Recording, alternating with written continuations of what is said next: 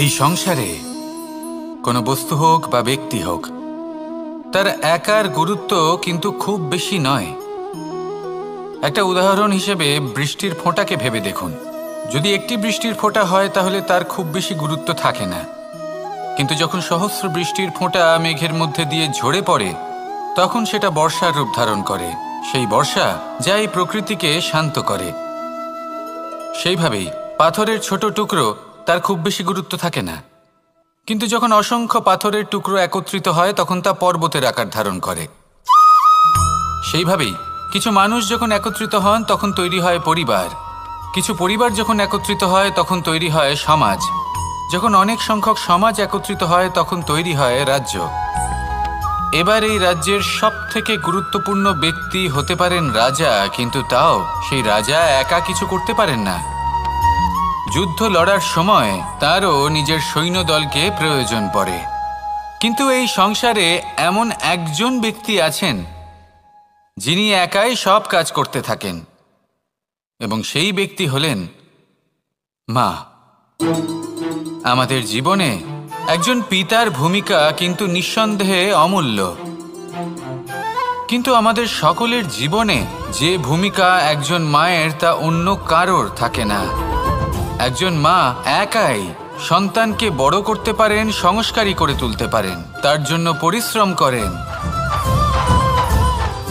আর এত কিছু কাজ করার পরেও তার কাজের জন্য তিনি প্রশংসা অবশ্য পান না। উল্টে যদি সেই সন্তান অনুচিত পথে চালিত হয়, অনুচিত কর্ম করে, তখন সেই মাকেই অপবাদের পাত্র হয়ে উঠতে হয়। আমাদের জীবনে মায়ের যোগদান কতটা সেটা বুঝুন। আপনাকে বড় করে তোলার জন্য উনি কতটা পরিশ্রম করেছেন সেটা বুঝুন। আজ থেকে, এখন থেকে, এই মুহূর্ত থেকে মাকে সম্মান করতে শিখুন। যখন সময় পাবেন, যখন সুযোগ হবে, তখন তার প্রশংসা করুন, ওনারও ভালো লাগবে। আর মায়ের এই মমতার জন্য, তার এই ভূমিকার জন্য আসুন সবাই মিলে আমরা তাকে প্রণাম করি, আর সকলে মিলে ভালোবেসে বলি রাধা রাধা।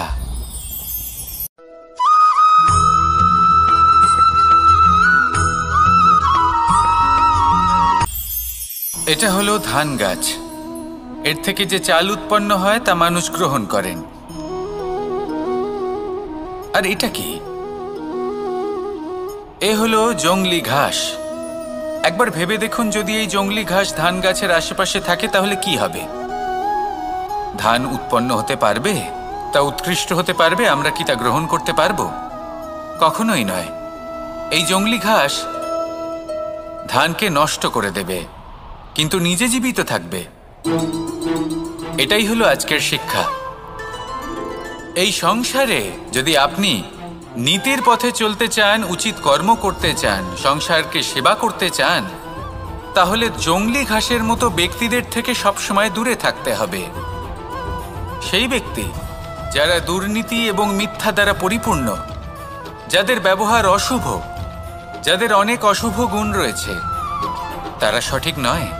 সেই সকল ব্যক্তি যাদের চরিত্র অত্যন্ত দুষ্ট হয়, তারা হয় শুভ চরিত্রের ব্যক্তিকে একদম নষ্ট করে দেয়, নয় নিজের মতো বানিয়ে তোলে। তাই যদি আপনি নীতির পথে চলতে চান, এই সংসারের জন্য শুভ কর্ম করতে চান, তাহলে সেই সঙ্গ লাভ করুন যে সঙ্গ জ্ঞানে পরিপূর্ণ, যাদের মধ্যে অনেক গুণ আছে, যাদের থেকে প্রতিদিন কিছু শিখতে পারবেন। এমন ব্যক্তির সাথে জীবন অতিবাহিত করুন। দুরাচারীদের থেকে দূরে থাকুন। তবেই এই মন প্রসন্ন হয়ে বলবে রাধা রাধা।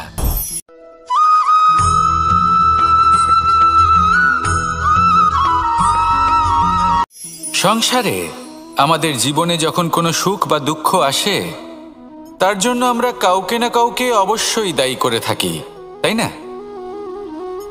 এই ব্যক্তি আমাদের সাথে এরকম কাজ করেছেন, তাই আমার সাথে এমন হলো। ওই ব্যক্তি যদি এমনটা না করতেন তাহলে আজ আমি ওই স্থানে পৌঁছতে পারতাম। সবই আপনার দৃষ্টিভঙ্গির ওপর নির্ভরশীল। আর যদি আপনার দৃষ্টিভঙ্গি এমন হয় তাহলে তা অনুচিত।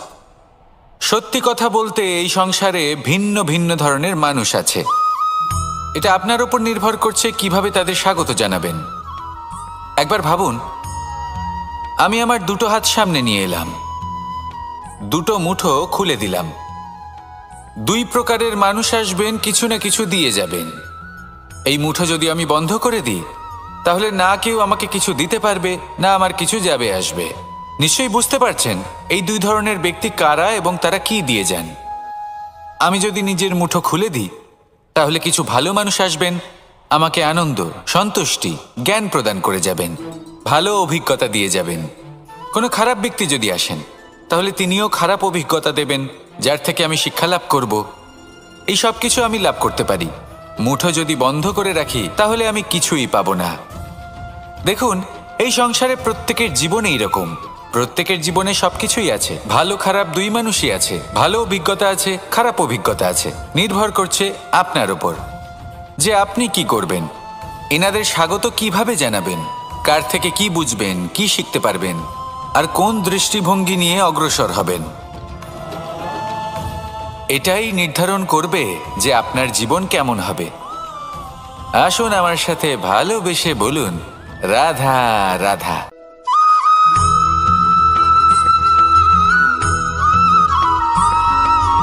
কথায় আছে, প্রত্যেক পুত্র তার পিতার প্রতিচ্ছবি হয়, আর সমস্ত প্রতিচ্ছবি চায় যেন সে তার অস্তিত্ব প্রাপ্ত করতে পারে।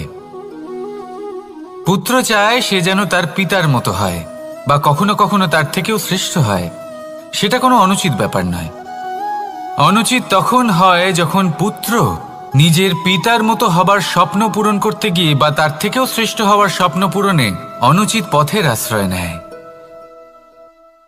কারণ তারপরে সে তার পিতার গুণগুলি আত্মসাৎ করতে চায় না। সে শুধুই এটা চায় যে সংসারের চোখে যেন আমি শ্রেষ্ঠ প্রমাণিত হই। এটা অনুচিত। সংসারে এমন অনেক মানুষ আছেন যারা এই কারণে শ্রেষ্ঠ হওয়ার চেষ্টা করেন যাতে তার পরিবারের, তার পিতার সম্মান বৃদ্ধি পায়। এমনও মানুষ থাকেন, আর এটাই হলো পার্থক্য উদ্দেশ্যের। মনে রাখবেন, যদি আপনার উদ্দেশ্য শুভ হয় তাহলে পথও শুভ হবে, যদি আপনার উদ্দেশ্য অশুভ হয় তাহলে পথও অশুভ হবে। তাহলে নিজের পিতার মতো হবার চেষ্টা অবশ্যই করুন, তার থেকেও শ্রেষ্ঠ হওয়ার চেষ্টা অবশ্যই করুন, কিন্তু মনে রাখবেন আপনার সংকল্প আর আপনার উদ্দেশ্য এই দুই শুভ হওয়া উচিত। তাহলে আসুন আর আমার সাথে ভালোবেসে বলুন, রাধা রাধা।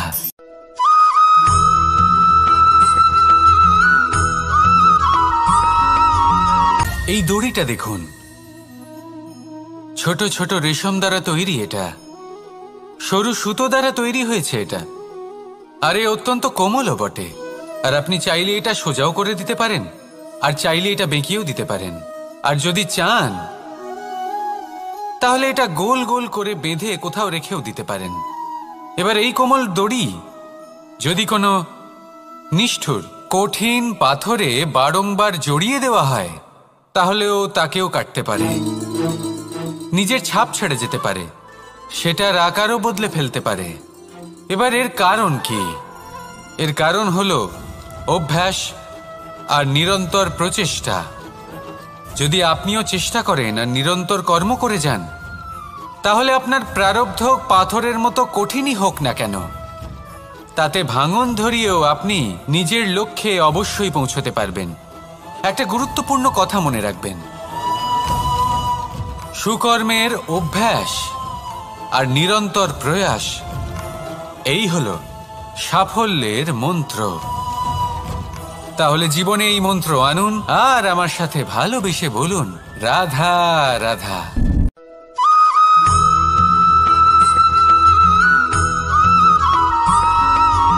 জীবনে অগ্রসর হওয়ার জন্য আমাদের কাকে প্রয়োজন হয়? মাতা পিতা, বন্ধু, প্রেম, সাহায্য, অর্থ, পরিশ্রম, আশা। ভিন্ন ভিন্ন মানুষ ভিন্ন ভিন্ন বিকল্প চয়ন করে। যদি আমি আপনাকে বলি, তাহলে জয় আর পরাজয়ের মন্ত্র দুটো শব্দের উপর নির্ভর করে, মেনে নেওয়া আর দৃঢ় হওয়া।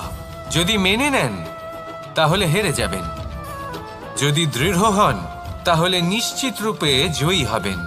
যদি কখনো আপনি ক্লান্ত হয়ে ওঠেন, আপনি দুঃখী হন, পুরোপুরি ভেঙে পড়েছেন, তখন মেনে নেবেন না যে আপনি ভেঙে পড়েছেন, নয়তো হেরে যাবেন। তখন উল্টে স্থির করবেন যে যাই হয়ে যাক না কেন আমি জয়ী হবই। আর আপনি দেখবেন যে জয় নিশ্চিত রূপে আপনার কাছেই আসবে। তাহলে এই কথা মনে রাখবেন আর আমার সাথে ভালোবেসে বলবেন, রাধা রাধা।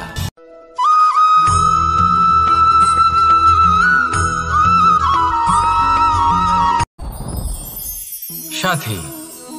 সাথী এই শব্দটির ব্যাখ্যা কে কিভাবে করে?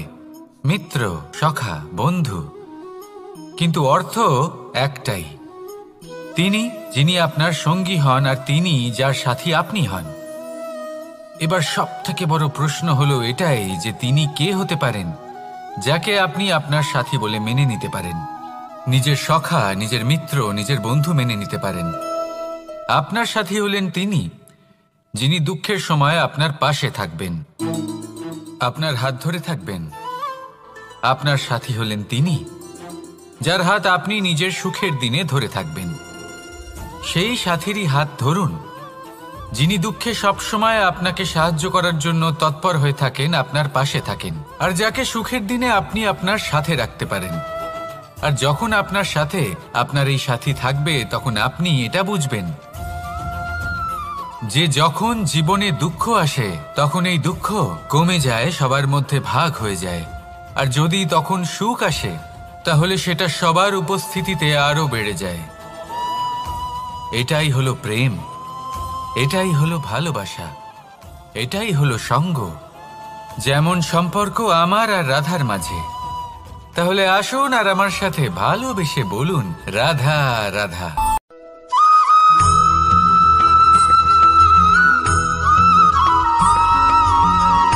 জীবন কিসের উপর নির্ভরশীল? ধনের ওপর, বৈভবের অনুভব যদি আপনি করতে চান তাহলে তা পাবেন শুধু একতার দ্বারা, সংগঠনের দ্বারা। যদি আপনাকে উদাহরণ দিই, নিজের এই হাতটাকে দেখুন, 5টা আঙুল রয়েছে। কোনো একটা বস্তুকে নিজের একটা আঙুল দ্বারা তুলে ধরার চেষ্টা করে দেখুন, বড়ই কষ্ট হবে। তখন আপনি বুঝতে পারবেন যখন এই 5টি আঙুল একত্রিত হয় তখন কোনো কাজ কতটা সহজ হতে পারে। এটাই হলো শক্তি একতার। সব থেকে ভালো উদাহরণ যদি আপনাকে দিই তাহলে বাঁশি। এই বাঁশি থেকে অত্যন্ত মধুর সুর নির্গত হয় যা সবার মন প্রসন্ন করে দেয়। এই কথা সত্যি। কিন্তু এই বাঁশি আমি একটা বা দুটো আঙুল দিয়ে বাজাতে পারবো না, আমাকে প্রত্যেকটা আঙুল ব্যবহার করতেই হবে। তবেই এর থেকে মধুর সুর নির্গত হবে যা সকলকে প্রসন্ন করবে, ঠিক কিনা? ঠিক এইভাবেই যদি আপনি চান যে আপনার জীবনরূপী বাঁশি থেকেও মধুর সুর নির্গত হোক বা সবার মনকে প্রসন্ন করে তুলুক, তাহলে আপনাকেও জীবনে একতা নিয়ে আসতেই হবে। আপনি একাও কর্ম করতে পারেন, পথ চলতেও পারেন, সামনেও এগোতে পারেন, সাফল্যও লাভ করতে পারেন। কিন্তু যখন সকলে একসাথে এগোবেন, সেই পথে চলবেন, সেই কর্মই করবেন, তখন লক্ষ্যে অবশ্যই পৌঁছবেন, সাফল্য অবশ্যই লাভ করবেন। কিন্তু সেই সাফল্য এবং তার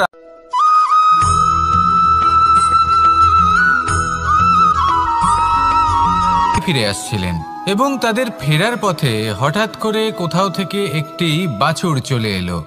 এই দুই বোন ভয়ভীত হয়ে গেলেন আর তাদের হাত থেকে সেই আটা পড়ে গেল, মাটিতে মিশে গেল। এবার এই পুরো ঘটনাক্রমে যদি কারোর বিন্দুমাত্র লাভ হয়ে থাকে, বিন্দুমাত্র আনন্দ পেয়ে থাকে, তাহলে সে কে?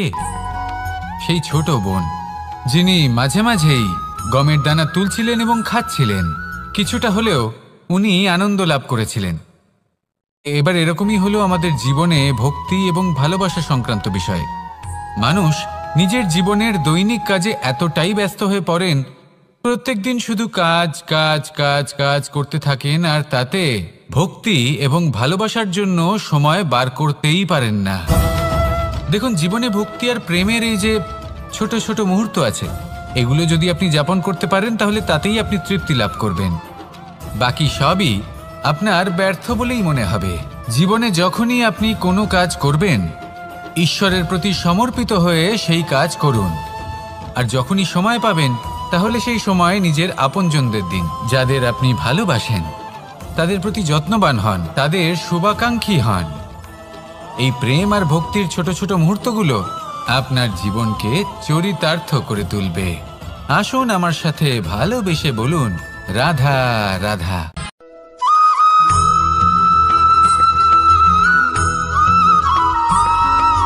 মানুষের একটি সমস্যা আছে যে মানুষ সাফল্যকে মাপতে থাকেন, লক্ষ্যপ্রাপ্তিকে মাপতে থাকেন এবং তার তুলনা করতে থাকেন যে ও এত কিছু পেল আর আমি পেলাম না,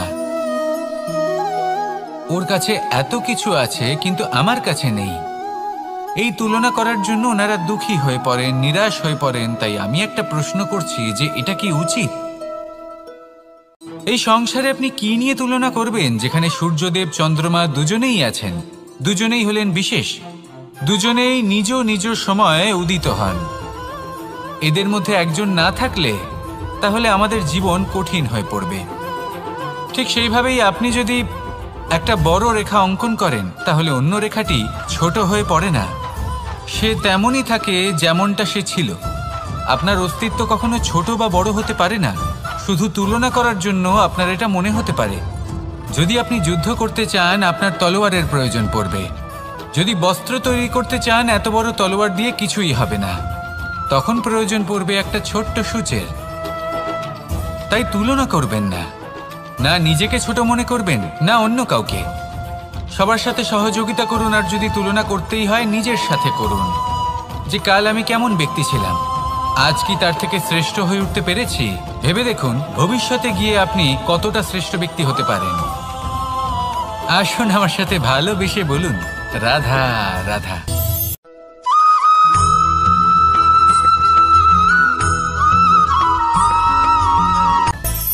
মানুষের মধ্যে একটা বিচিত্র প্রবৃত্তি থাকে, অন্য সকলের বিষয়ে, তাদের জীবনের বিষয়ে, তাদের ব্যক্তিত্বের বিষয়ে, তাদের ভবিষ্যতের বিষয়ে অনুমান করা। এটা হলো অনুচিত। কারোর অতীতকালকে দেখে লোকে ভবিষ্যৎ বলে দিতে পারেন, বর্তমানকে দেখে ভবিষ্যতের বিষয়ে অনুমান করে ফেলেন। উদাহরণ দিতে হলে বলবো, কোনো দাসকে দেখুন, ওকে দেখে লোকে বলে যে ওর ভবিষ্যৎ সেটাই হতে পারে, অনুমান করে ফেলেন। আর এই রাজাকে দেখুন, উনি তো কত সুখী হবেন, উনি তো জগতের সব থেকে অধিক সুখী মানুষ, কত সুখ সুবিধা আছে ওনার কাছে, ধারণা করে ফেলেন। তবে সত্য তো এটাই যে কারোর ব্যক্তিত্বের বিষয়ে, তাদের ভবিষ্যতের বিষয়ে আপনি পূর্ণ সত্য কখনোই বলতে পারবেন না, শুধু অনুমান করতে পারবেন। আর এই অনুমান করে সত্যি কোনো লাভ হয় না, কারণ এই কাল সেটা হলো অত্যন্ত শক্তিশালী। কালো থেকে কালোতর কয়লাকেও হিরেতে পরিণত করতে পারে, অনেক বড় বড় রাজাকেও বিদূষক বানিয়ে ফেলতে পারে এক মুহূর্তেই। তাহলে আপনি অনুমান করে কি লাভ? কি পেলেন অনুমান করে? সেই জন্য কারোর বিষয়ে কোনো অনুমান করবেন না, তার ভবিষ্যতের বিষয়ে অনুমান করতে যাবেন না, কারোর বিষয়ে কোনো ধারণা করে নেবেন না। কিছু করতে হলে ভালোবাসুন, সবার মধ্যে ভালোবাসা ছড়ান, সবার মধ্যে ধন্যাত্মক ভাব ছড়ান।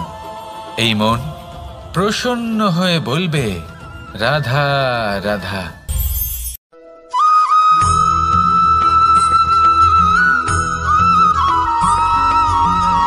মানুষ ভাবেন যে ধন অর্জন করা হলো অত্যন্ত গুরুত্বপূর্ণ। তিনি আজীবন ধন অর্জন করতে থাকেন, ধন অর্জন করার চেষ্টা করতে থাকেন। সে যাই হয়ে যাক না কেন, পরিশ্রম করতে থাকেন। স্বাস্থ্যের দিকে নজর দেন না, না উচিত সময় খাবার খান, না উচিত সময় ঘুমোতে যান, না পর্যাপ্ত সময় পর্যন্ত ঘুমন, কিছুই না। ধন অর্জন করতেই থাকেন, করতেই থাকেন। আর কিছু সময় পরে যখন তিনি অসংখ্য ধন লাভ করে ফেলেন, তখন তার সাথে ওনার শরীরে অনেক রোগ বাসা বাঁধে। এইসব রোগের উপচার করতে করতে সেই সমস্ত ধন যা উনি অর্জন করেছেন তা তিনি ব্যয় করে ফেলেন। শেষ পর্যন্ত কি হয়? আমরা যেভাবে এসেছি ঠিক সেইভাবেই ফিরে যাই, ধন এখানেই থেকে যায়। দেখুন, একটা অত্যন্ত গুরুত্বপূর্ণ কথা রয়েছে যে আপনার বোঝা উচিত। এই যে ধন, তার ব্যবহার করুন জীবনকে আরো ভালো করে তোলার জন্য। ধনের সদ্ব্যবহার করা উচিত, এমন যেন না হয় এই ধন আপনাকে ভোগ করে ফেলে। এই জীবনকে নিশ্চিত রূপে আরো শ্রেষ্ঠ করে তুলুন, কিন্তু এই ধন অর্জন করার এই প্রক্রিয়াতে নিজের সারা জীবনকে নষ্ট করে ফেলবেন না। এই জীবন উপভোগ করতে শিখুন, আর আমার সাথে ভালোবেসে বলুন, রাধা রাধা।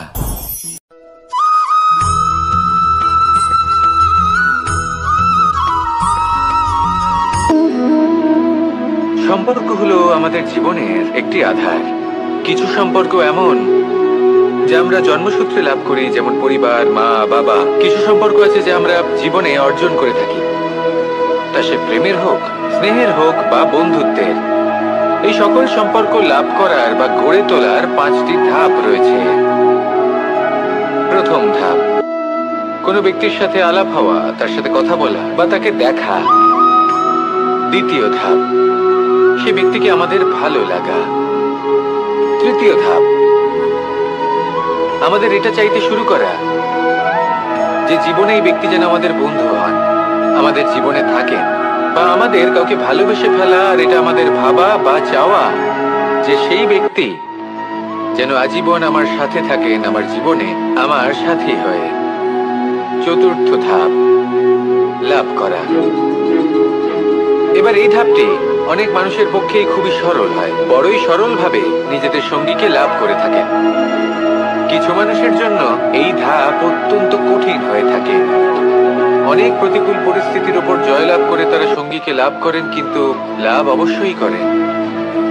এরপরে আসে পঞ্চম, অন্তিম এবং সব থেকে গুরুত্বপূর্ণ ধাপ। সেটা হলো সেই সম্পর্ক পালন করা। এটা হলো এমন এক বিষয় যা প্রত্যেক মানুষের শেখা উচিত। যদি ব্যক্তি নিজের জীবনে সম্পর্ক রক্ষা করতে শিখে যান, তবে প্রত্যেক সম্পর্ক তার জীবনকে স্বর্গ করে তুলবে। আসুন আর আমার সাথে ভালোবেসে বলুন, রাধা রাধা।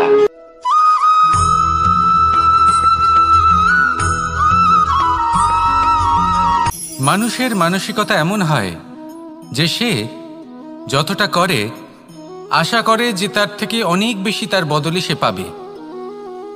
দেখুন, সবকিছুই আপনার ভাবনা চিন্তার উপর নির্ভর করছে। আপনি যদি ফলের বিষয়ে ভেবে কর্ম করতে থাকেন তাহলে সেটা অনুচিত। জীবনের আসল আনন্দ হলো নিজের কর্ম করতে থাকা, ফলের চিন্তা করা উচিত নয়। যদি আপনি এরকম ভাবেন যে আমি এতটা করছি, আমার এতটা পাওয়া উচিত, সেই ভাবনা অনুচিত। যদি আপনি সেবার মানসিকতা নিয়ে কর্ম করতে থাকেন, কর্মচক্রে প্রবাহিত হন, যদি আপনি এমন ভাবনা রাখেন যে আমি এতটা পাচ্ছি তাই এর থেকে অনেক বেশি আমি কর্ম করব, তাহলে নিশ্চিতরূপে আপনি যতটা করছেন তার থেকে অনেক বেশি আপনি পাবেন। আপনার আশার থেকে অনেক বেশি আপনি পাবেন। শুধু জীবনে অনেক বেশি কাজ করতে থাকুন, ফলের চিন্তা করবেন না। আর মনে রাখবেন, এই ভাবনাই সব থেকে বড় বীজ। কর্মের উপর বিশ্বাস রাখুন, জীবনে যা যা আপনি চান সবই সুখময় হবে। আসুন আর আমার সাথে ভালোবেসে বলুন, রাধা রাধা।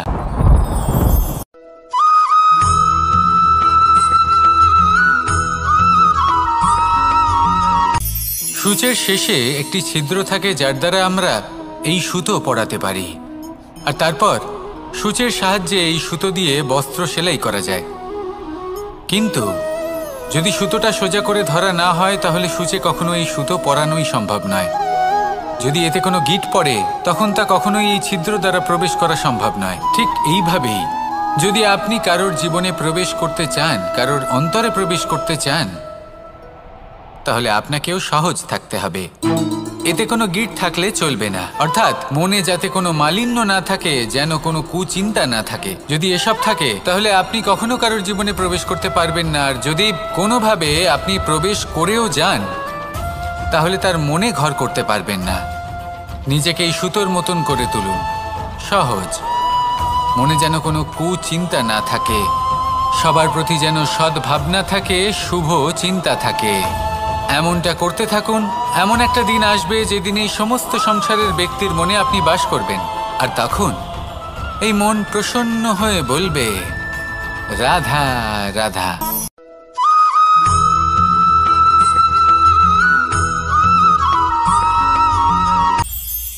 এটা হলো ধান গাছ। এর থেকে যে চাল উৎপন্ন হয় তা মানুষ গ্রহণ করেন। আর এটা কি? এ হলো জংলি ঘাস। একবার ভেবে দেখুন, যদি এই জংলি ঘাস ধান গাছের আশেপাশে থাকে তাহলে কি হবে? ধান উৎপন্ন হতে পারবে? তা উৎকৃষ্ট হতে পারবে? আমরা কি তা গ্রহণ করতে পারবো? কখনোই নয়। এই জংলি ঘাস ধানকে নষ্ট করে দেবে, কিন্তু নিজে জীবিত থাকবে। এটাই হলো আজকের শিক্ষা। এই সংসারে যদি আপনি নীতির পথে চলতে চান, উচিত কর্ম করতে চান, সংসারকে সেবা করতে চান, তাহলে জংলি ঘাসের মতো ব্যক্তিদের থেকে সবসময় দূরে থাকতে হবে। সেই ব্যক্তি যারা দুর্নীতি এবং মিথ্যা দ্বারা পরিপূর্ণ, যাদের ব্যবহার অশুভ, যাদের অনেক অশুভ গুণ রয়েছে, তারা সঠিক নয়। সেই সকল ব্যক্তি যাদের চরিত্র অত্যন্ত দুষ্ট হয়, তারা হয় শুভ চরিত্রের ব্যক্তিকে একদম নষ্ট করে দেয়, নয় নিজের মতো বানিয়ে তোলে। তাই যদি আপনি নীতির পথে চলতে চান, এই সংসারের জন্য শুভ কর্ম করতে চান, তাহলে সেই সঙ্গ লাভ করুন যে সঙ্গ জ্ঞানে পরিপূর্ণ, যাদের মধ্যে অনেক গুণ আছে, যাদের থেকে প্রতিদিন কিছু শিখতে পারবেন। এমন ব্যক্তির সাথে জীবন অতিবাহিত করুন। দুরাচারীদের থেকে দূরে থাকুন। তবেই এই মন প্রসন্ন হয়ে বলবে, রাধা রাধা।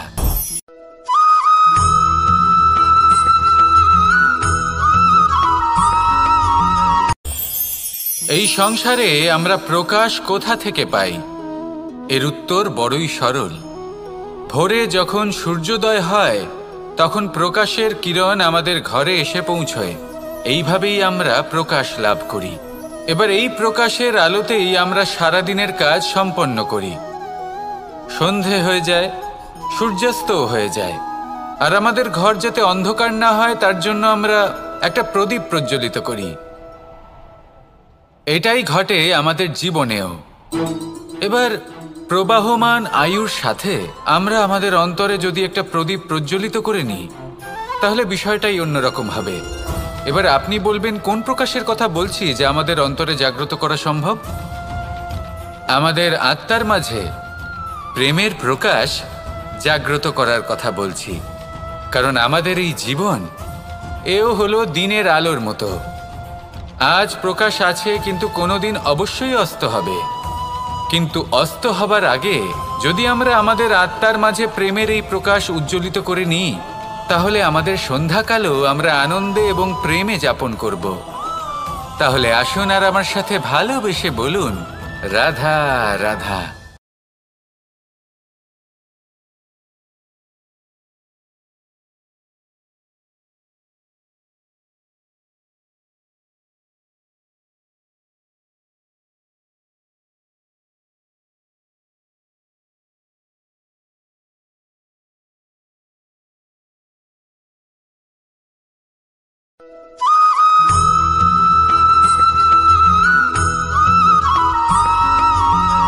যখন আমরা কোনো বনে প্রবেশ করি,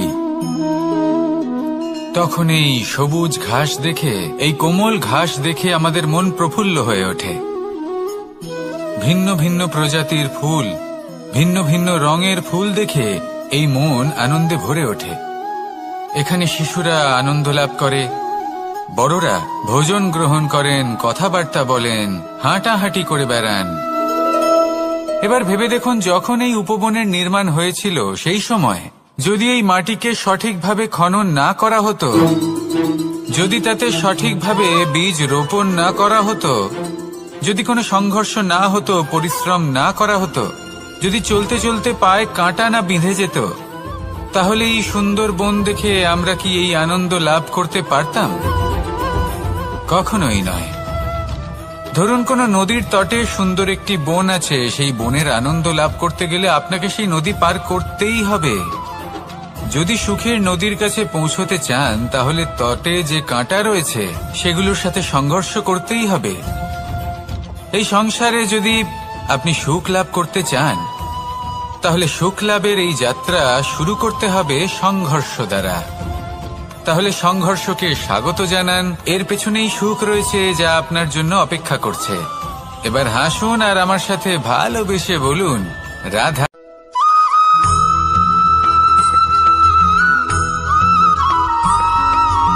আমাদের শরীর প্রকৃতির সর্বশ্রেষ্ঠ রচনা। যে অঙ্গ প্রত্যঙ্গ আমরা লাভ করেছি প্রত্যেকটির মধ্যে একটি নিজস্ব বার্তা রয়েছে। একটু ভেবে দেখুন, দুটি চোখ দিয়েছে দেখার জন্য, দুটি কান দিয়েছে শোনার জন্য, নাসিকাও আছে দুটি, দুটি হাত দিয়েছে দ্বিগুণ পরিশ্রম করার জন্য। কিন্তু জীব শুধুমাত্র একটি, তার উপরেও তীক্ষ্ণ বলিষ্ঠ দাঁত দিয়েছে তার রক্ষার জন্য। কখনো ভেবে দেখেছেন কেন?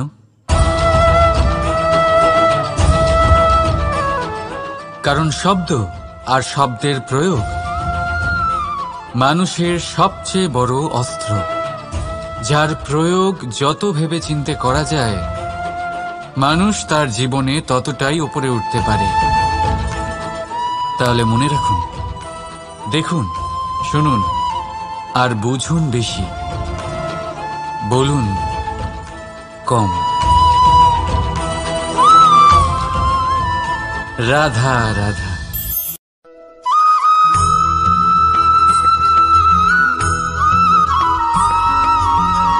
মানুষ ভাবেন যে ধন অর্জন করা হলো অত্যন্ত গুরুত্বপূর্ণ। তিনি আজীবন ধন অর্জন করতে থাকেন, ধন অর্জন করার চেষ্টা করতে থাকেন। সে যাই হয়ে যাক না কেন পরিশ্রম করতে থাকেন। স্বাস্থ্যের দিকে নজর দেন না, না উচিত সময় খাবার খান, না উচিত সময় ঘুমোতে যান, না পর্যাপ্ত সময় পর্যন্ত ঘুমন, কিছুই না। ধন অর্জন করতেই থাকেন, করতেই থাকেন। আর কিছু সময় পরে যখন তিনি অসংখ্য ধন লাভ করে ফেলেন তখন তার সাথে ওনার শরীরে অনেক রোগ বাসা বাঁধে। এইসব রোগের উপচার করতে করতে সেই সমস্ত ধন যা উনি অর্জন করেছেন তা তিনি ব্যয় করে ফেলেন। শেষ পর্যন্ত কি হয়? আমরা যেভাবে এসেছি ঠিক সেইভাবেই ফিরে যাই, ধন এখানেই থেকে যায়। দেখুন, একটা অত্যন্ত গুরুত্বপূর্ণ কথা রয়েছে যে আপনার বোঝা উচিত। এই যে ধন, তার ব্যবহার করুন জীবনকে আরো ভালো করে তোলার জন্য। ধনের সদ্ব্যবহার করা উচিত, এমন যেন না হয় এই ধন আপনাকে ভোগ করে ফেলে। এই জীবনকে নিশ্চিত রূপে আরো শ্রেষ্ঠ করে তুলুন। কিন্তু এই ধন অর্জন করার এই প্রক্রিয়াতে নিজের সারা জীবনকে নষ্ট করে ফেলবেন না। এই জীবন উপভোগ করতে শিখুন আর আমার সাথে ভালোবেসে বলুন রাধা রাধা।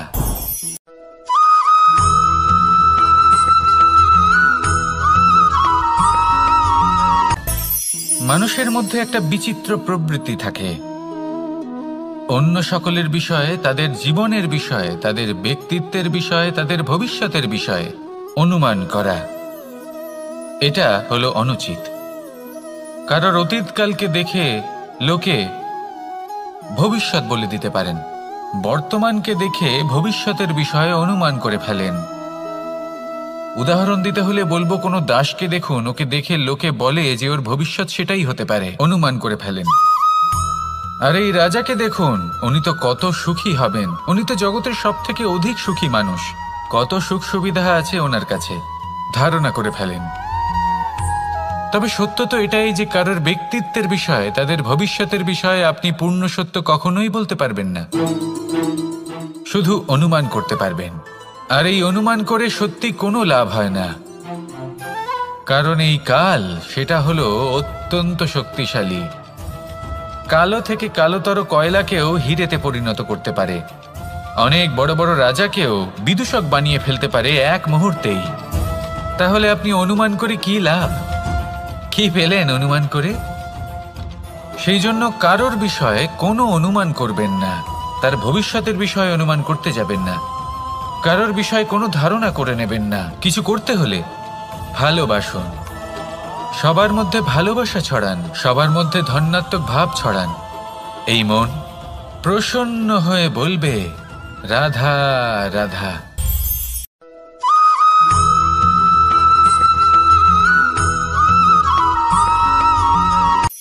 এই সংসারে সাফল্য লাভ করার জন্য জ্ঞানের প্রয়োজন হয়, পরিশ্রমের প্রয়োজন হয়, দৃঢ় নিষ্ঠার প্রয়োজন হয়, নিরন্তর চেষ্টা করা প্রয়োজনীয়। কিন্তু আরও কিছু আছে যা অত্যন্ত প্রয়োজনীয় এবং গুরুত্বপূর্ণ। তা হলো ভালো বন্ধু।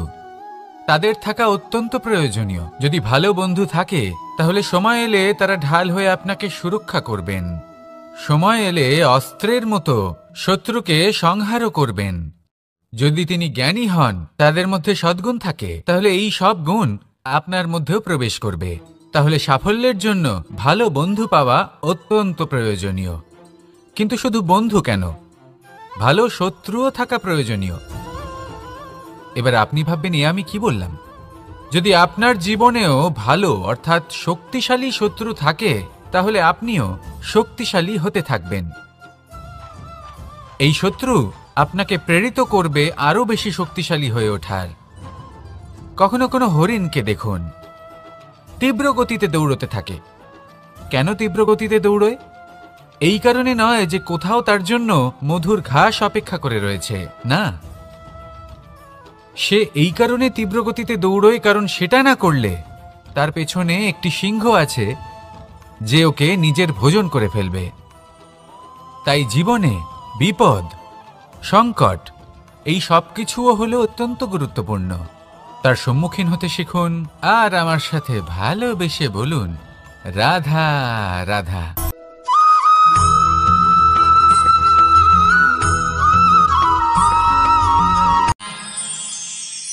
আমরা সবাই সূর্যকে সম্মান কেন করি? কারণ আমরা জানি যে সন্ধেবেলা যখন সূর্যাস্ত হবে তখন শুধুমাত্র অন্ধকার বাকি থাকবে। ঠিক কিছুটা এরকমই হয় আমাদের মাতা পিতাও, যিনি আমাদের জন্ম দেন, আমাদের ভরণ পোষণ করেন, আমাদের বড় করেন, আমাদের প্রেম প্রদান করেন। কখনো কখনো তাদের মুখ থেকে কটু কথা নিঃসৃত হয়, আমাদের দুঃখ হয়, কিন্তু তখন আমাদের এটা বোঝা উচিত এগুলি নিঃসৃত হচ্ছে আমাদেরই মঙ্গলের জন্য। যেমন সূর্যদেব, উনিও উত্তাপ দিয়ে থাকেন আমাদেরই মঙ্গলের জন্য, যাতে ফসল পাকতে পারে, যাতে জল বাষ্প হয়ে মেঘ হতে পারে, বৃষ্টি হতে পারে, আর এই সংসারে নিরন্তর জলের প্রবাহ থাকে। আমাদের মাতা পিতা, তাদের কঠোর আচরণ, তাদের কঠোর অনুশাসনের পেছনে লুকিয়ে থাকে ওনাদের ভালোবাসা। আমাদের তা বুঝতে হবে, সসম্মানে ওনাদের গ্রহণ করতে হবে। কারণ ঠিক সূর্যাস্তের পরে যেমন চতুর্দিক অন্ধকারচ্ছন্ন হয়ে যায়, তেমনি আমাদের জীবন থেকে যখন আমাদের মাতা পিতা চলে যায়, তখন আমাদের জীবনেও শুধু এবং শুধুমাত্র অন্ধকারই ছেয়ে থাকে। সেই জন্য নিজের মাতা পিতাকে সম্মান করুন, ওনাদের ভালোবাসা প্রদান করুন। এই মন আর এই জীবন প্রসন্ন হয়ে বলবে, রাধা রাধা।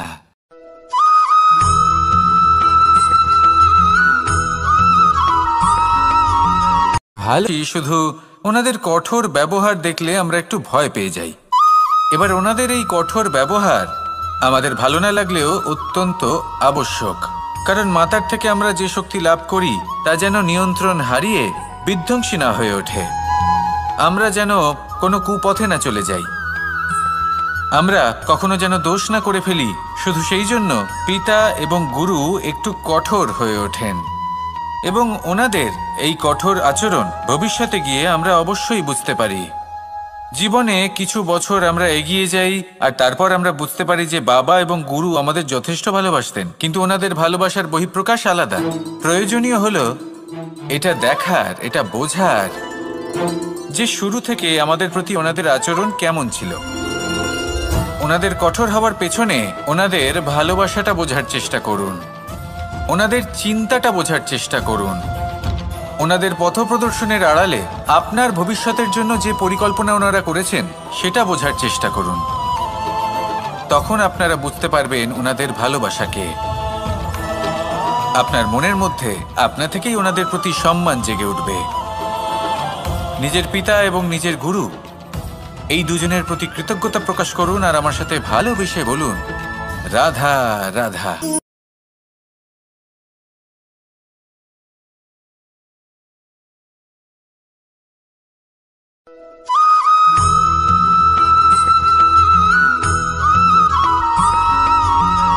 পিতা আর পুত্রের সম্পর্ক অত্যন্ত মধুর হয়ে থাকে।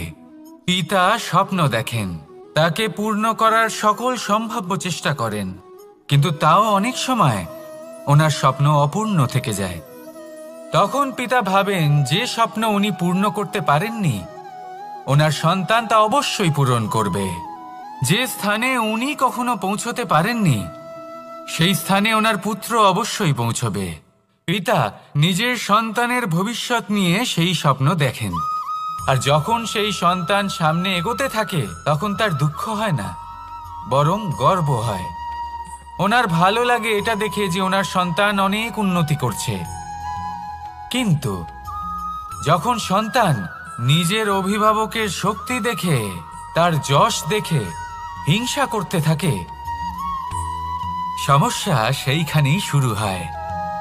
সেই জন্য সকল সন্তানকে এটা মনে রাখতে হবে, দেখুন, পুত্র হবার সুবাদে, এক সন্তান হবার সুবাদে এটা হলো আপনার অধিকার যে আপনি আপনার পিতার থেকে বেশি উন্নতি করবেন। আপনার পিতাও এটাই চান, কিন্তু সুস্থভাবে এটা করুন। একটা রেখা টেনে নিন যাতে আপনি তাতে এগোতে পারেন আর আপনার পিতার তাতে গর্ববোধ হয়, আর সেই বিষয়ে দুঃখ না হয় যে আমার সন্তান আমাকেই ছোট করার চেষ্টা করছে। ইতিহাস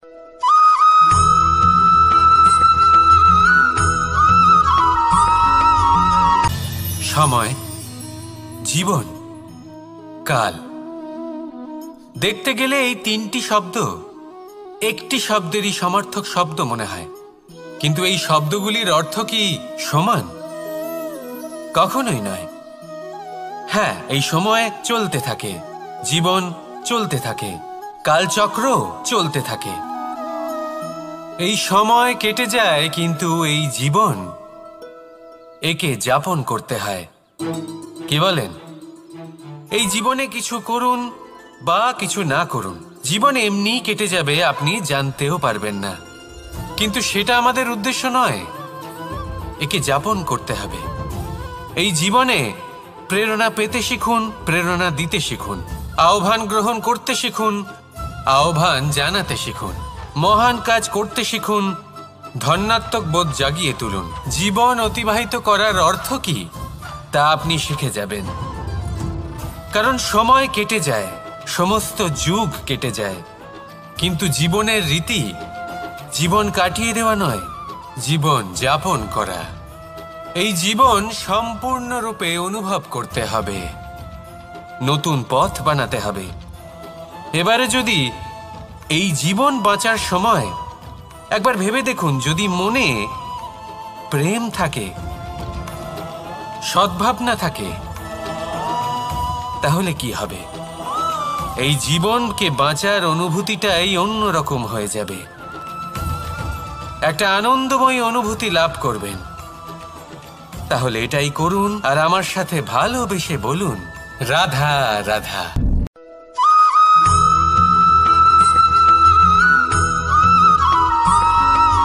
বসন্ত ঋতু, এই সময় মন আনন্দে ভরে থাকে। এমন মনে হয় যেন আমরা আকাশে বিচরণ করতে চলে যাই, কিন্তু সেটা তো সম্ভব নয়। সেই জন্য হয়তো আমরা ঘুড়ি ওড়াই, এই ঘুড়িকে নিজেদের প্রতিরূপ মনে করে। এবার অনেক মানুষ আছেন যারা ঘুড়ি ওড়ান, কিন্তু এই কর্মের সারমর্ম কি সেটা কজন বুঝতে পারেন?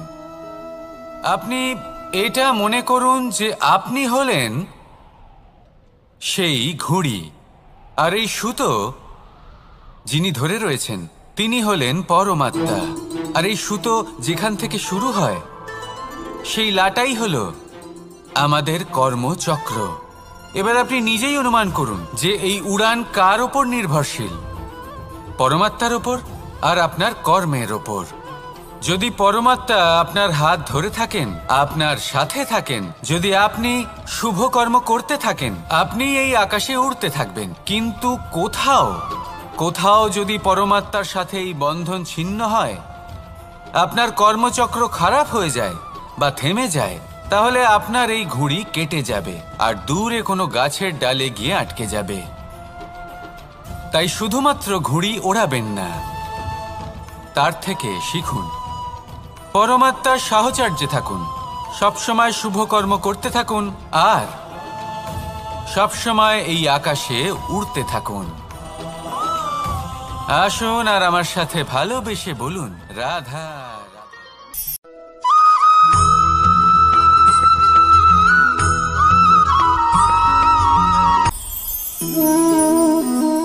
শক্তি এক অত্যন্ত বিচিত্র বস্তু, বা বলতে পারেন অনুভূতি। পিতা সবসময় চান যেন তিনি তার শক্তি পুত্রকে। আসুন আপনাকে সহজে বোঝাই। যদি আপনি সুপাত্র হন আর আপনাকে শক্তি দেওয়া হয়, তাহলে আপনি সেই শক্তির গুরুত্ব বুঝবেন, কোথায় সেই শক্তি প্রয়োগ করা উচিত সেটা বুঝবেন। আর এটা যেহেতু অর্জন করা শক্তি হবে, সেই শক্তির অপব্যবহার হবে না। কিন্তু যদি এই আপনি কুপাত্র হন আর যদি আপনাকে এই শক্তি দেওয়া হয়, তাহলে কি হবে? দেখতে গেলে এই শক্তি আপনি দান হিসেবে পেয়েছেন, তাই না আপনি এই শক্তির গুরুত্ব বুঝবেন আর না এর প্রয়োগ আপনি জানবেন। তার অপব্যবহার হওয়া সুনিশ্চিত। তাই যদি আপনি কোনো শক্তি অর্জন করতে চান, তাহলে আগে তার যোগ্য হয়ে উঠুন, পুত্র নয় পাত্র হয়ে উঠুন। আর আমার সাথে ভালোবেসে বলুন, রাধা রাধা।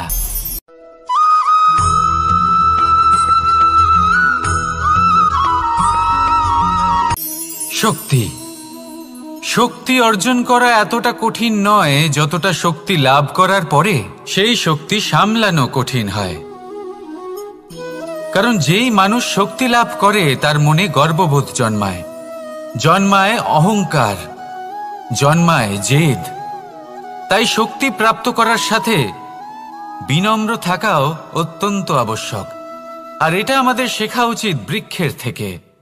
বৃক্ষ যা আমাদের ফল দেয়, বৃক্ষ যা যত ফল দেয় ততটাই ঝুঁকে যায়। আমরা পাথর মারি ওই বৃক্ষের থেকে ফল প্রাপ্ত করার জন্য। সেই পাথরের মার সহ্য করেও বৃক্ষ আমাদের ফল দেয়। কোনো গর্ববোধ নেই, কোনো অহংকার বোধ নেই। আর সেই জন্য এই বৃক্ষের পুজো করা হয়। এটাই হলো মাহাত্ম্য শক্তির সাথে বিনম্রতার। যদি এই শক্তি সৃজন করে থাকে, সাহায্য করে থাকে, সম্বল হয়ে থাকে, তবেই সেই শক্তি উপযুক্ত। আর নয়তো সেই শক্তি একদিন আপনাকে আসক্ত অবশ্যই করবে। তাহলে শক্তি অবশ্যই অর্জন করুন, কিন্তু তার সাথে সেই শক্তি সামলানোর মতো বিবেকও আপনাকে অবশ্যই জাগ্রত করতে হবে। তাহলে আসুন আমার সাথে ভালোবেসে বলুন, রাধা রাধা।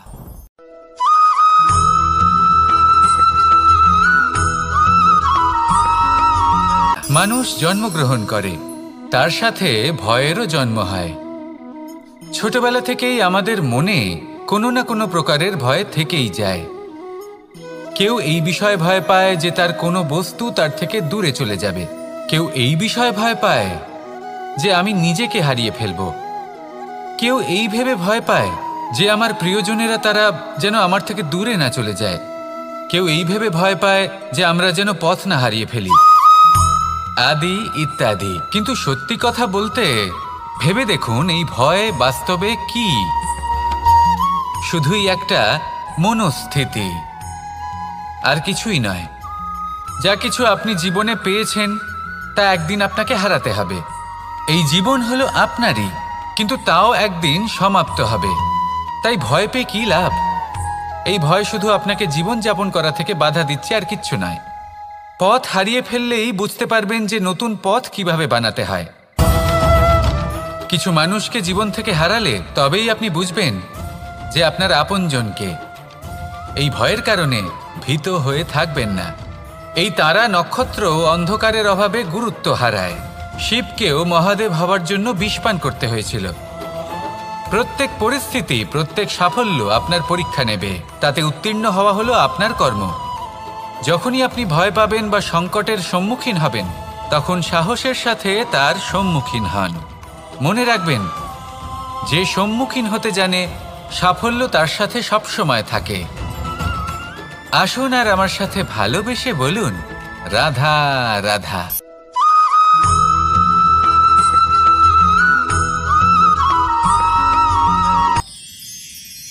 মানুষ তার জীবনে দুই ধরনের পরিস্থিতিকে খুব ভয় পায়।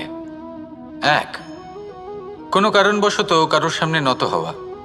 দুই, কোনো কারণে নিজের চরিত্র থেকে, নিজের মূল্যবোধ থেকে বিচ্যুত হওয়া। এবার কেন হয় এরকম যে কথায় কথায় কারোর সামনে নত হতে হয়? কেন বারংবার নিজের চরিত্র থেকে চ্যুত হতে হয়? এরকম কেন হয়? এটা তখনই হয় যখন আমাদের শিক্ষা এবং মূল্যবোধের অভাব থাকে। যদি মানুষের মধ্যে প্রকৃত শিক্ষা থাকে, তাহলে এই সংসারে কোনো সময় এবং কারোর সামনেই নত হওয়ার কোনো প্রয়োজন নেই। যদি মানুষের মধ্যে মূল্যবোধ থাকে, তাহলে তাকে নিজের মূল্যবোধ বা চরিত্র থেকে বিচ্যুত হতে হয় না, তা সে যাই হয়ে যাক না কেন। কোনো বালককে যদি জন্ম থেকেই সুশিক্ষার অধিকারী করা হয়, শিক্ষিত করা হয়, মূল্যবোধের অধিকারী করা হয়, তবে সে এই সংসারে এমন কর্ম করবে যাতে সে নিজেকে, নিজের পরিবারকে, সমগ্র সমাজকে গর্বিত করতে পারে। শিক্ষা লাভ করুন, মূল্যবোধ লাভ করুন এবং আমার সাথে ভালোবেসে বলুন, রাধা রাধা।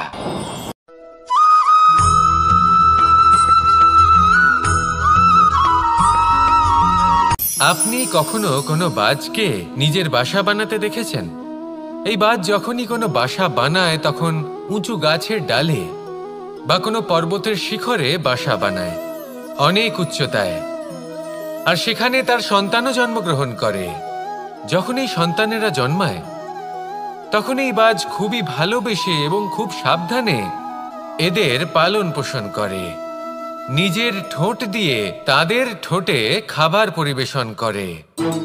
কিন্তু যেই সেই সন্তানেরা হৃষ্টপুষ্ট হয়ে যায় এবং সেই কথা বাজ নিজে বুঝতে পেরে যায়, সেই বাজ নিজেই সেই বাসা ছিন্ন ভিন্ন করে দেয়। সেই সন্তান যাদের সবেমাত্র ডানা গজিয়েছে, কিভাবে উড়তে হয় তারা জানে না, সেই সন্তানগুলিকে উচ্চতা থেকে ঠেলে দেয়। সেই সন্তান প্রথমে ভয়ভীত হয়ে যায়।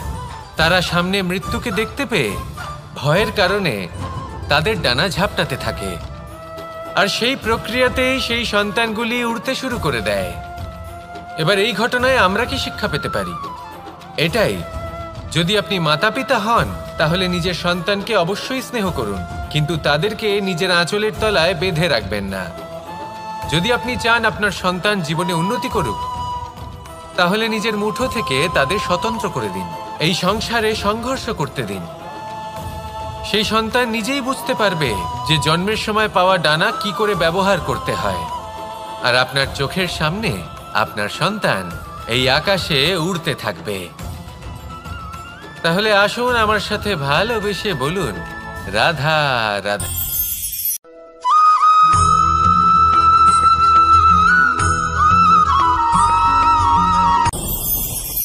ভয়ের সাথে আমরা সবাই পরিচিত, কষ্টও আমরা সবাই পেয়েছি।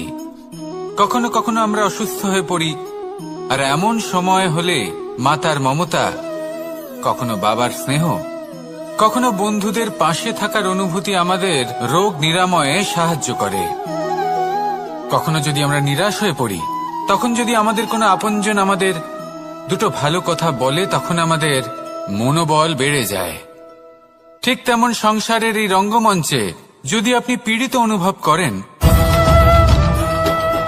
কিছু শুভ কথা আলোচনা করুন, কিছু স্তুতি গান করুন, কিছু মুহূর্তের জন্য হলেও নিজের ইষ্টদেবের কথা স্মরণ করুন আর প্রার্থনা করুন। সাহস বাড়বে, শক্তিও বৃদ্ধি পাবে এবং সামনে এগিয়ে চলার পথও দেখতে পাবেন। তখন এই মন প্রসন্ন হয়ে বলবে, রাধা রাধা।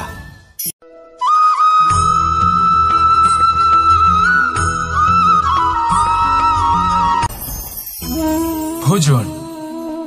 এবার ভোজন সংগ্রহ করার জন্য মানুষ কি না করেন, সব সময় চেষ্টা করতে থাকেন।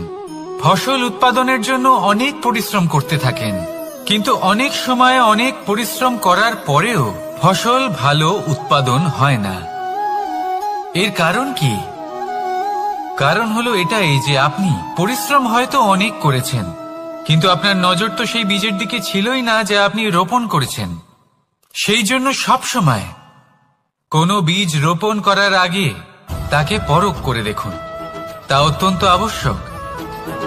আর সেইভাবেই যখনই কোনো কর্মের প্রশ্ন আসে, তাহলে সেখানে শুধুমাত্র পরিশ্রম যথেষ্ট নয়, সেই কাজের প্রতি আপনার কর্তব্য কি, আপনার উদ্দেশ্য কি, সেটা জানা হলো অত্যন্ত গুরুত্বপূর্ণ। তাই কর্ম করুন, কিন্তু সেই কর্মের প্রতি আপনার যা উদ্দেশ্য তার মাহাত্ম্য বুঝতে চেষ্টা করুন। তাহলে আসুন আমার সাথে ভালোবেসে বলুন, রাধা রাধা।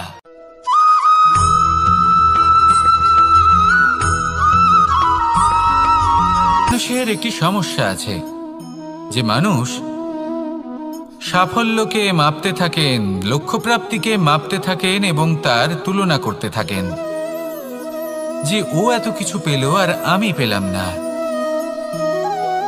ওর কাছে এত কিছু আছে কিন্তু আমার কাছে নেই। এই তুলনা করার জন্য ওনারা দুঃখী হয়ে পড়েন, নিরাশ হয়ে পড়েন। তাই আমি একটা প্রশ্ন করছি যে এটা কি উচিত? এই সংসারে আপনি কি নিয়ে তুলনা করবেন, যেখানে সূর্যদেব চন্দ্রমা দুজনেই আছেন, দুজনেই হলেন বিশেষ, দুজনেই নিজ নিজ সময়ে উদিত হন। এদের মধ্যে একজন না থাকলে তাহলে আমাদের জীবন কঠিন হয়ে পড়বে। ঠিক সেইভাবেই আপনি যদি একটা বড় রেখা অঙ্কন করেন, তাহলে অন্য রেখাটি ছোট হয়ে পড়ে না, সে তেমনই থাকে যেমনটা সে ছিল। আপনার অস্তিত্ব কখনো ছোট বা বড় হতে পারে না, শুধু তুলনা করার জন্য আপনার এটা মনে হতে পারে। যদি আপনি যুদ্ধ করতে চান, আপনার তলোয়ারের প্রয়োজন পড়বে। যদি বস্ত্র তৈরি করতে চান, এত বড় তলোয়ার দিয়ে কিছুই হবে না, তখন প্রয়োজন পড়বে একটা ছোট্ট সূচের। তাই তুলনা করবেন না, না নিজেকে ছোট মনে করবেন, না অন্য কাউকে। সবার সাথে সহযোগিতা করুন, আর যদি তুলনা করতেই হয় নিজের সাথে করুন, যে কাল আমি কেমন ব্যক্তি ছিলাম, আজ কি তার থেকে শ্রেষ্ঠ হয়ে উঠতে পেরেছি। ভেবে দেখুন ভবিষ্যতে গিয়ে আপনি কতটা শ্রেষ্ঠ ব্যক্তি হতে পারেন। আসুন আমার সাথে ভালোবেসে বলুন, রাধা রাধা।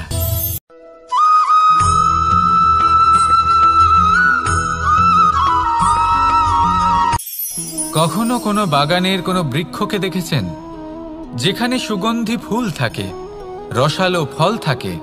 তখন মন প্রফুল্ল হয়ে ওঠে, মন থেকে সেই বৃক্ষের প্রতি ভালোবাসা জন্মায়। কিন্তু যিনি বাগানের মালিক, শুধুমাত্র তিনিই জানেন যে কিভাবে এই বৃক্ষকে আগলে রাখতে হয়, কিভাবে তার পরিচর্যা করলে এতে সুন্দর সুগন্ধি ফুল হবে, রসালো ফল হবে। কখনো কখনো প্রয়োজনের থেকে বেশি রোদ পেলে এই বৃক্ষগুলি শুকিয়ে যায়, প্রয়োজনের থেকে কম রোদ পেলেও এই বৃক্ষ কিন্তু শুকিয়ে যায়। প্রয়োজনের থেকে কম জল যদি পায়, এই বৃক্ষ শুকিয়ে যেতে পারে। প্রয়োজনের থেকে অতিরিক্ত জল যদি পায়, তখনও এই বৃক্ষের শিকড়গুলি নষ্ট হয়ে যেতে পারে। এবার এটাই কিন্তু আমাদের সংসারের সাথেও হয়। আমাদের সংসারের সকল প্রতিভাশালী ব্যক্তি, যেমন লেখক, বিচারক, প্রবক্তা, যোদ্ধা, এদের সবার ক্ষেত্রে এই কথাটাই প্রযোজ্য। যদি বেশি প্রশংসা করা হয়, তাহলেও এরা হারিয়ে যাবেন। প্রয়োজনের থেকে বেশি যদি নিন্দা করা হয়, তখনও তারা নত হয়ে পড়বেন।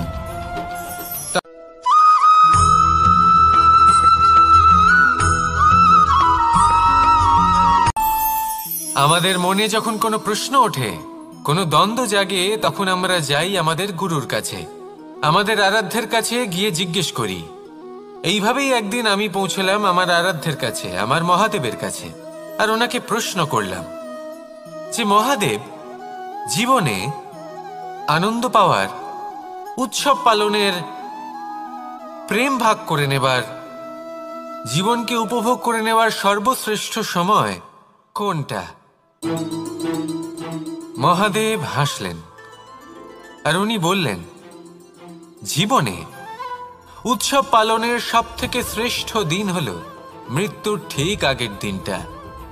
প্রেম ভাগ করে নেওয়ার সবথেকে শ্রেষ্ঠ মুহূর্ত হলো মৃত্যুর ঠিক আগের মুহূর্ত। জীবনকে উপভোগ করে নেওয়ার সর্বশ্রেষ্ঠ প্রহর হলো মৃত্যুর এক প্রহর পূর্বে। তখন আমি চমকে গেলাম। আমি বললাম, কিন্তু মহাদেব, মৃত্যু তো অনিশ্চিত, আমরা জানিও না কবে আমাদের মৃত্যু হবে। মহাদেব আবার হাসলেন। উনি বললেন যে যদি আমরা এভাবে জীবন কাটাই যে আমরা জীবনের প্রত্যেক দিন, প্রত্যেক মুহূর্ত, প্রত্যেক প্রহর শেষ বলে মনে করি, তাহলে আমাদের সমস্ত জীবন আনন্দের সাথেই অতিবাহিত হবে। কি বলেন?